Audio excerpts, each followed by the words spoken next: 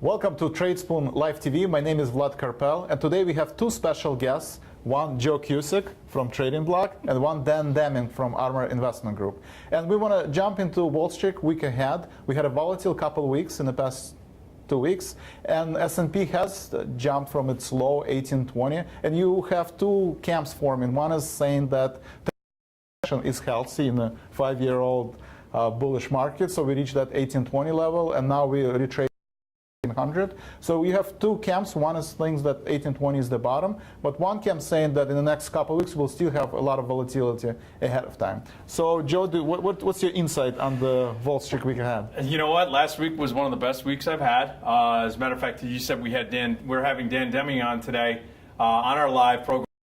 Earpieces in, we're all live. There's no scripts. We got some great images up. We're going to talk a lot about the markets. But yeah, the S&P is pulling back to 1820. You had Chicken Little in the market. That's your 10% that thought that there was going to be a deeper pullback. That still could happen. Vol has pulled off. It's out on about 15%, but we'll get to that in vol time. What I want to do is get into Wall Street week ahead. I want to actually touch on the numbers that are going to potentially impact stocks and sectors that we're keeping an eye on. And the first one that you're seeing on the screen right now is housing starts. We have that housing information that's coming in, Vlad. It's going to basically bookmark or the whole entire week. So we've got starts and permits coming up on the 17th. And I look at XHB. We've talked about this before, and you can see on the screen right now, Vlad, it's pricing in about 53 cents as a potential move in the ETF. Not a ton of volatility in there, but this is going to be something that you're going to want to watch both on the 17th and on the 24th. And the reason why is because if homing sales and starts and permits start to drop off, that's a signal that the economy is going to be potentially in some sort of rift. We want to keep an eye on that. That's really important.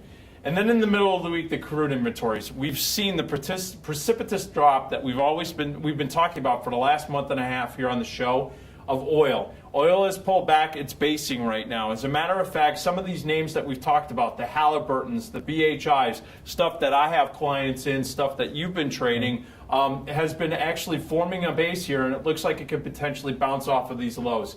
USO, which is the ETF that follows crude, is pricing in this week a potential move of 41 cents. So we want to keep an eye on that. And as a matter of fact, Vlad, as I look at this, you know, one of the things that we can do is that taking that the XHB, the top 10 holdings in there are things like Home Depot, Lowe's, Whirlpool. You can see it on your screen right now. I just scrolled down. That's basically about 34% of that particular ETF.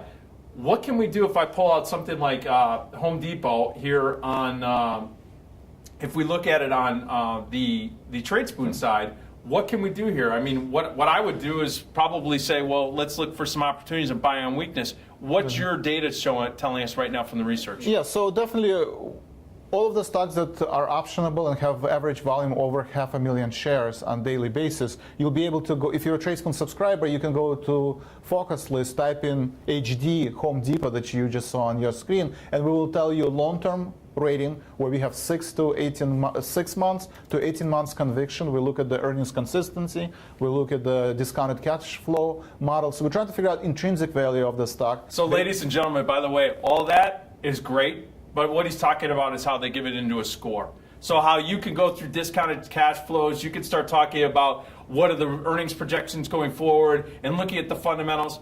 Vlad, you made it easy, so let's keep it easy when we're talking to everybody. What are we looking at as far as HD, Home Depot coming up into the numbers that we're seeing on permits and starts? Yeah, so Home Depot, the long-term rating, the buy-sell rating, that's value momentum quant model that we've developed at Tradespoon, it comes out in a score of 8, meaning that we are bullish on the stock, and 10 is the most you can get in terms of how bullish and how much momentum is in the stock. We also have a short-term trend of which also gives you kind of a prediction between now and December expiration, the next 50 to 60 days till expiration. What is the likelihood that Home Depot will be higher than it is now? And right now the score is 6. Right. So having these two numbers gives you kind of a long-term conviction and a short-term trend of where the stock is going to be. And Home Depot beat their earnings estimates for the last quarter. They had a little sell-off due to the breach of security, and they lost a lot of the personal credit card information. So you've seen that pullback, which happens in the news quite often. But fundamentally, for the past 3 quarters,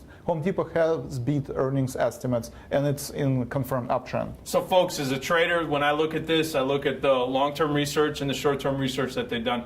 Then I would use your probability analysis, the probability of being above or below certain stock levels. This is important because it helps me as an options trader to be able to go in and assess what options I'm going to be buying and selling dependent upon the strategy I'm going to be putting in here. Right now, it looks like Tradespoon selling us. We should be looking for a mildly bullish type of situation going into these numbers, both long-term and on the short-term basis. Mildly bullish, that means that you're probably looking at a strategy like a bull call spread or vertical, a two-legged strategy. And in this case, looking at the target price of 100, only having about a 10% probability of being expiring above that level into November expiration, you're probably going to be looking at a strike range of somewhere between 90 and 95 as the buy point, somewhere in that level, and selling either the 95 or the 100s, okay? Or 97 and a half and 100s. So that's what we can look at right now. And you know, again, with Wall Street, there always is a plethora of different pieces of information that is going out each and every week, and we want to keep an eye on that. And just staying along those guidelines, the other thing that you want to look at too is the technical components. And you can see here from the charts, we have had a slide here, and we're going to watch that very closely. So Vlad, anything else that's on the horizon that you see for the rest of the week that you're keeping an eye out here on Tradespoon? Yes, at Tradespoon, we basically keep an eye on the volatility, and as long, if you've seen most recent picks at Tradespoon, they've all been selling premium, because implied volatility, that IV rank that we talked about it on daily basis, is at 100%. Some of the stocks are at 150%. So there's still fear in the market. VIX did come off from its high last week. It touched 25 last week. Now it's at 20 level. So there's still fear in the market, and we are actually we're taking advantage of that volatility, that fear in the market, by selling out of the money premium.